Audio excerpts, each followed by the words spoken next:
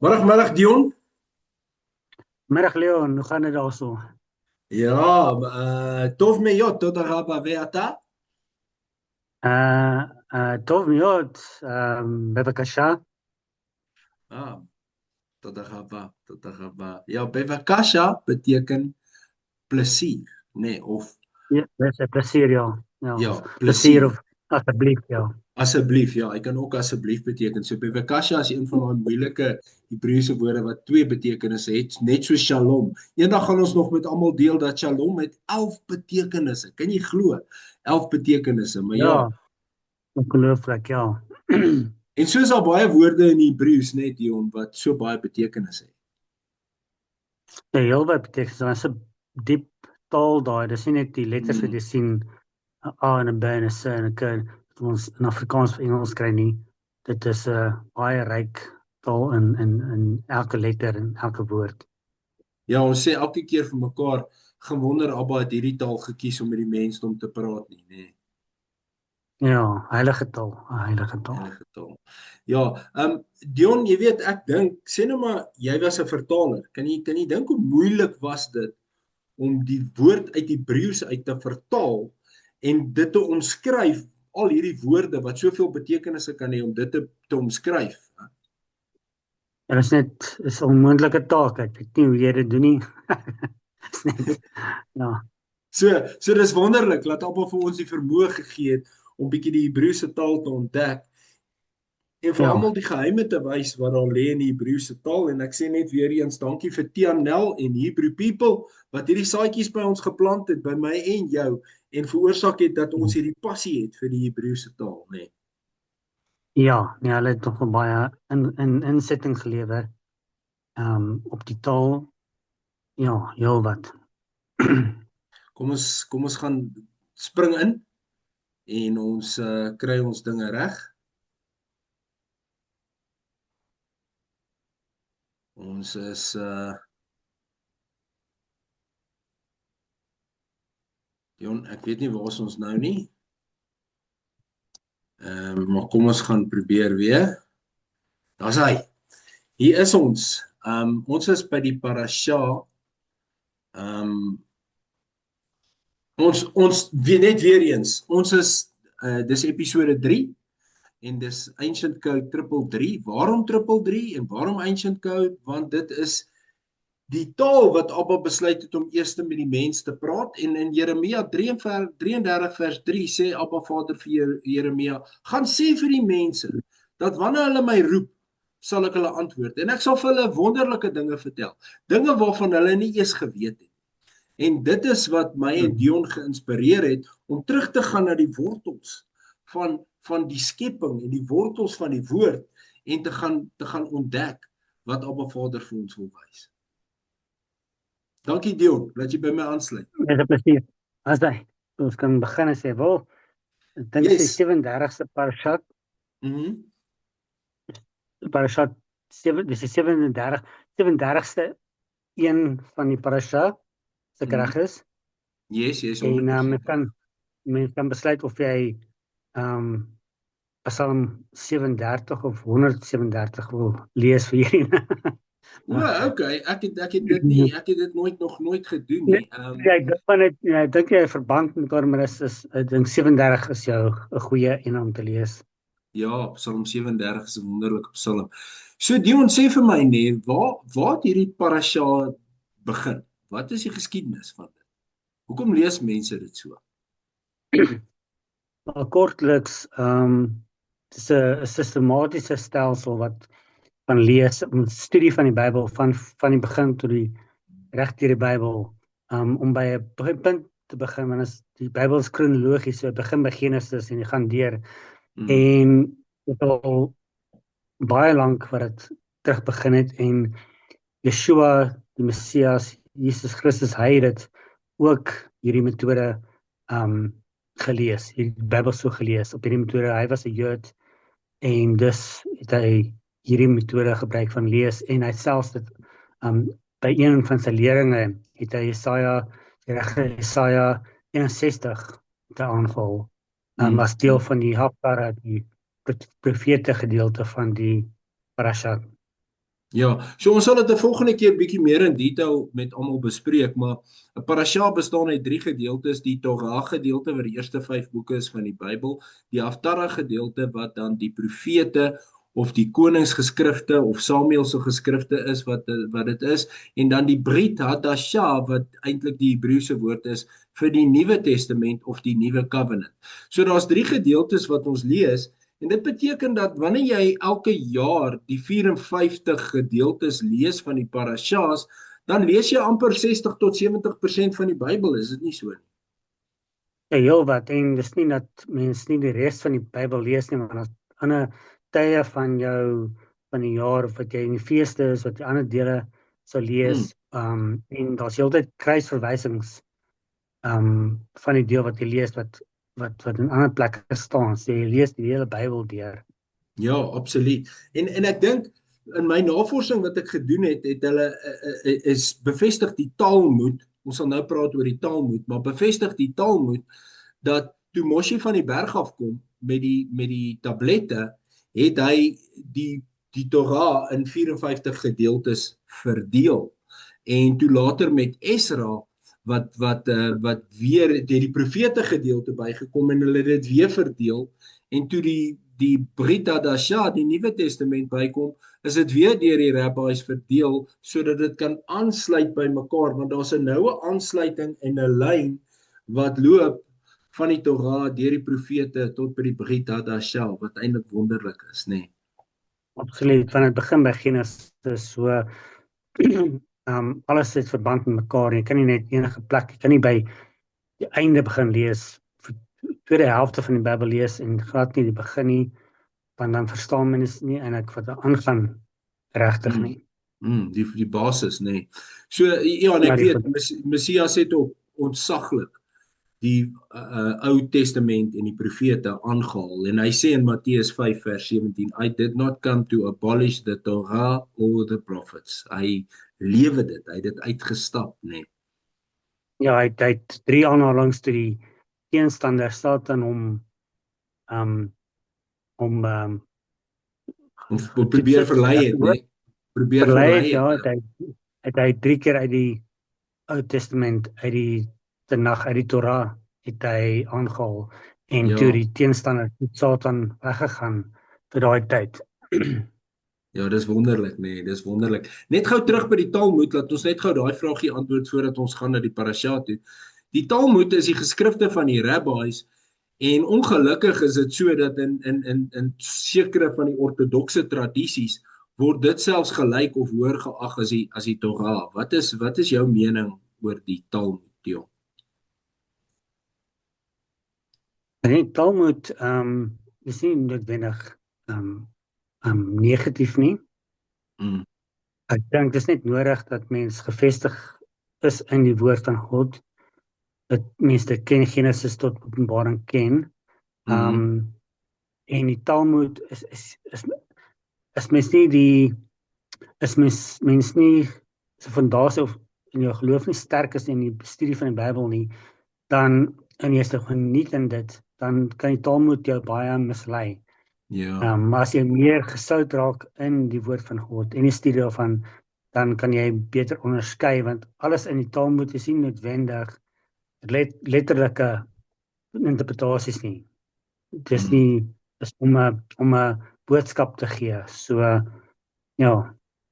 Ja, ek stem saam met jou. Mens moet selektief in die Talmud gaan kies, maar daar's baie waardevolle geskrifte in die Talmud wat uit oorlewering uitgekom het ook, nê. So 'n mens leer baie uit die Talmud uit.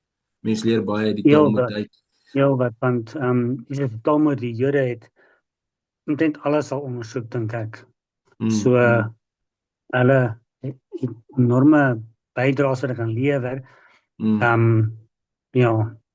Nee, absoluut. Dion, kom ons kom by die week se parasha. Vertel ons wat sê die parasha? Onthou net weer van in Hebreëus, ons lees van regs na links. So ja, vertel ons so 'n bietjie meer van dit asseblief. Slag Lecha. Kortliks is dit begin met die verkenners wat uitgestuur word.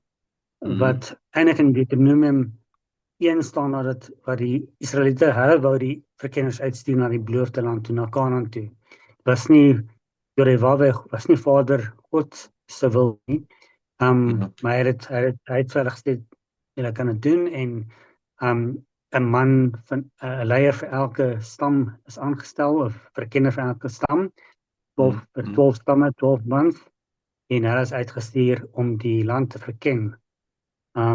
Dit is die begin daarvan en dan kom hulle terug met na 40 dae was hulle daar, kom hulle terug met die nuus, hoe lyk die land, hoe is die mense daarso, en dan gebeur daar heel wat goeders as gevolg van die boodskap wat terugkom.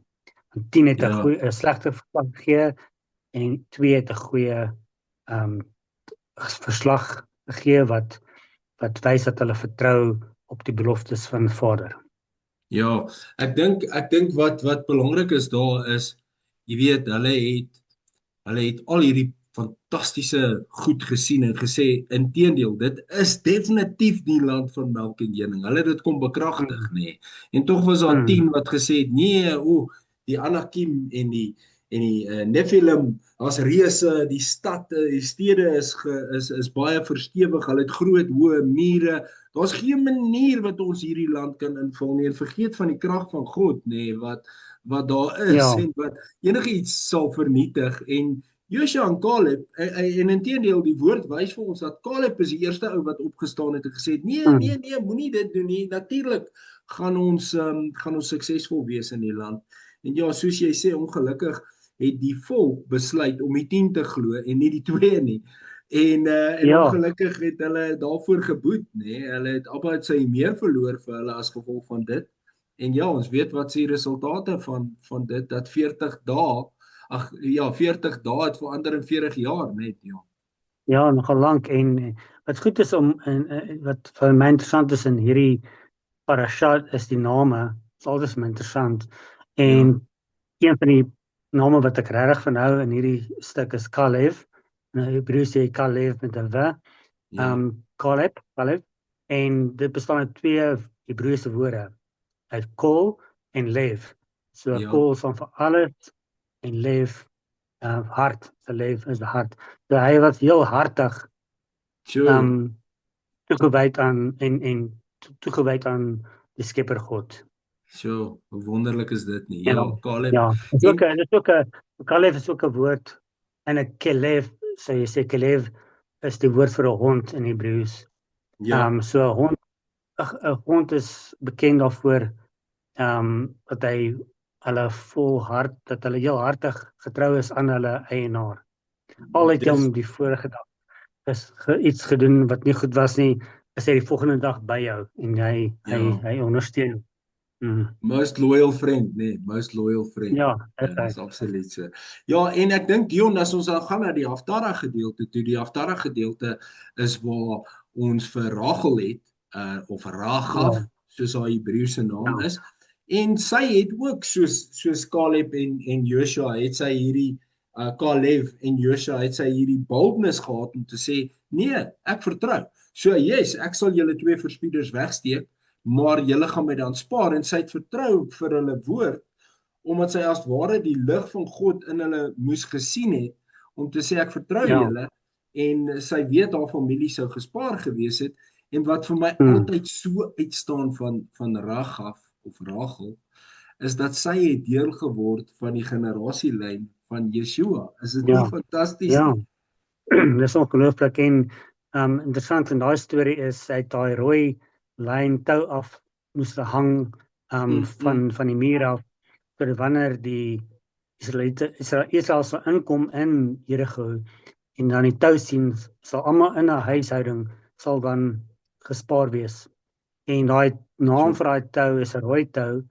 Die naam vir daai tou is 'n tikva shani. Shani word gebruik vir die woord, plaas van rooi te sê, Adom in Hebreëus word die shani gebruik, maar tikva beteken kom van die woord af wat beteken om te hoop, om 'n versekerde verwagting te hê, 'n versekerde verwagting gehad of afwagting gehad deur hierdie tou te laat hang. Ja. So, ja. En dan die Brit Hadashah of die New Covenant is maar net waar Shaul of Paulus waarsku die Israeliete wat hy toegespreek het dat hulle moenie wees soos hulle voorvaders in die woestyn wat hulle harte verhard het teenoor Caleb en Josua nie. En hy het gepraat oor Yeshua en die verlossing van Yeshua wat hy bring en hy het op hulle aangedring, versag julle harte en neem Yeshua aan, want dit is die regte ding om te doen. Ja, so die hele deel van die parashat wat gebeur is, baie te doen met om jou vrese wat al is en nie weg te hardloop van die vrese af nie, maar dit te konfronteer in plaas van te ignoreer of te veg daarvoor of iets anders maar dit te konfronteer en dit te oorkom. Ja, ek dink in plaas van dat mense vol strys karakter het en jou kop in die sand wil gaan bære, moet 'n mens weet dat die God wat in ons is groter as hy wat in die wêreld is. So met ander woorde, ons sal oorwin. Ons sal suksesvol wees, want hy het vir ons daai autoriteit gegee om op slange en skorpioene te trap en no harm will come over you. Jy weet, dit is daai woord. En dis net soos Yeshua gedoen het in die woestyn, hy het die duiwel aangevat met skrif.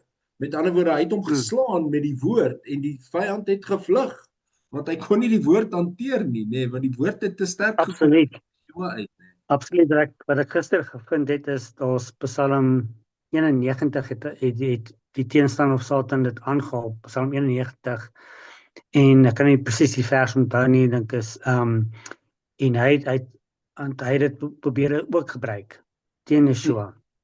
Maar wat ek gevind het is, hy daai vers het hy nie volledig aangehaal nie. Hy het dit net so half en half aangehaal. Ja, hy was maar die vader van die leuen, hy verdraai die ding. Hy verdraai die dinge. Maar Dion, ek wil terugkom by Shelach Lecha. En dis 'n shin en 'n lamet en 'n get. En dan die tweede gedeelte van die woord is dieselfde gedeelte wat Abraham gekry het toe hy moes trek, die Lecha gedeelte gou, So iets wat jy vir ons wil deel rondom die Shelach Lecha. Die woorde, dat is interessant. Jy kan dalk die woorde vir ons verduidelik. Die letters wat elkeen beteken. Want jy het 'n goeie. Jy hou van wat ek vir jou gesê het voor ons begin het, wat ek en jy gechat het. Ja, dankie. Ja, vir my is die shin is altyd vir my die teken van die tonge van vuur. So as ons begin uit 'n oogpunt uit van die tonge van vuur wat op ons neerdal en die Ruach of die Heilige Gees wat ons inspireer en ons lei en ons luister na die leringe, die herderstaf, Ons luister na daai leringe wat uit die woord van Abba Vader uitkom, dan gaan ons basies in die get in wat 'n deurgang is na die volgende aspek van ons lewe. Ons begin eintlik te opereer vanuit 'n spirituele oogpunt in plaas van 'n fisiese oogpunt. Ons begin eintlik beweeg, dis soos die Engelse woord vir dit is elevation, maar jy word eintlik uit die situasie uitgelig deur die kragtige gees van God om dan te kyk op die situasie en dan die antwoorde by God te kry en dan te gaan en soos die disippels, die uitverkorenes, die 12, want Lamet is mos 'n 12, en soos die 12 op te tree met oorleg en met geloof en met die vertroue wat ons het in Abba Vader en dat ons met boldness loop, in dit. En dan die laaste ene, die get, is hy's mos hy's 'n kaf, 'n gaf of 'n gaf sofiet. Hy het daai 3 goed wat ons nog meer met mense sal bespreek, maar sofiet in die Hebreëse taal beteken dis finaal. Dis 'n einde, dis finaal. So die prentjie van die kaf of die gaf sofiet is eintlik oop hande, om te ontvang. So as ons deur die Heilige Gees gelei word en ons stap in die nuwe in en ons word deel van die 12, dan is ons hande reg om te ontvang dit wat Abba vir ons beplan het en dit wat hy vir ons gespreek het toe ons aan mekaar geweef het in ons moeder skoot. En dan is dit vir my hierdie ding van ons begin fisies loop in die voetspore van Yeshua. Dis daai ding wat ek en jy altyd oor praat, akvod ve Yeshua, wat beteken dat ons fisies ons voete in sy voetspore sit, nê. Ja, daar's net een spoor, daar's baie spore. Ons kies die een om in daai spore te trap en te volg, daai paadjie te bly. En daar in daai woord slag is die get wat 'n interessante letter is. Hy is die 8ste letter, so hy van die alfabet, wat beteken 'n nuwe begin of transcendering. Ja, En die get is ook 'n tuin wat omheinde tuin waar daar beskerming is, waar daar geleer word, gevoed word, waar jy groei, ja. en waar jy 'n doel kan dien. Dis daai prentjie wat dit skets, daai get. So amper soos 'n prieel, amper soos 'n met sy 2 wande en sy dak, amper soos 'n prieel waardeur jy loop in 'n tuin, nê. Ja. 'n mooi tuin van Eden. Amen. Amen. Dion, dan het ek en jy gesels oor 1 Johannes 5 vers 4 en daar staan, because everything which has God as its father overcomes the world. And this is what victoriously overcomes the world, our trust. So en dit is daar vir my die Caleb, die Josua, die Ragaf en die Yeshua, en dat almal van hulle het hierdie dinge gemeen, dat hulle vertroue gehad het soos Yeshua se is uit die aard van die saak meer as Abraham, meer as enigiemand anders wat ons kan noem. Maar dat die vertroue was wat hulle eintlik gered het, en dat dit die vertroue was wat hulle eintlik uitgelig het bo hulle situasies, en hulle baie groot wat is die Afrikaans vir die woord? Groot beloning gegee het aan die einde van die dag, nê. Ja. Maar die vertroue is 'n belangrike ding om in die Skepper God en Vader se plan te vertrou wat hy het. Al sien ons nie die hele prentjie nie. Hy sien baie verder as ons. Absoluut, nee, absoluut, ja. En ek meen op die einde van die dag, Joshua en Caleb moes ook maar die 40 jaar deurgaan in die woestyn. Hulle het net nie gesterf soos die ander mense van hulle generasie nie, en hulle het op die einde van die dag die beloofde land betree, nee. Hulle het hulle vertroue het hulle daarin gebring, en hulle kon die res van die volk en hulle inlei, en Joshua het hulle ingelei en die oorwinning gebring in die land. Ja, ek dink net ter afsluiting, Dion, het jy 'n prentjie van 'n beloofde land wat jy oorbid by Abba Vader? Dis 'n goeie vraag daai. Ek almal het 'n behoefte, elke mens het 'n behoefte aan of behoorte of het 'n behoefte aan 'n beloofde land. Almal wil 'n seëning hê. En ja, daar's prentjies wat ek in my gedagtes het, al hoe meer en meer hoe myne behoort te lyk, of ek dink het moet lyk, of soos ek met my Vader praat, hoe hy dink dit behoort te lyk, nie noodwendig my eie prentjies nie. Ja, so ek wil almal uitnooi. Stuur gerus vir ons vrae en stuur vir ons hoe lyk julle beloofde land. Daar's my e-pos erasmusleon07@gmail.com en Dion is kilowellswimming@gmail.com. Hy's nie 'n kilo whale nie, hy's 'n swemafrigter. En hy het 'n swemskool waar hy mense help. Dit is sy roeping, een van sy roepings. En ons is ook op Instagram, Back to the Roots 10. En dan kan jy vir my of Dion kontak op WhatsApp, daar's ons nommers. Kontak ons gerus enige tyd en laat ons bietjie weet, hoe lyk julle beloofde land? Wat is die prentjie wat jy voor Abba se voete neerlê wanneer jy in gebed is oor jou beloofde land? Dion, ek is baie dankbaar vir die tyd wat ons saam kon gehad het.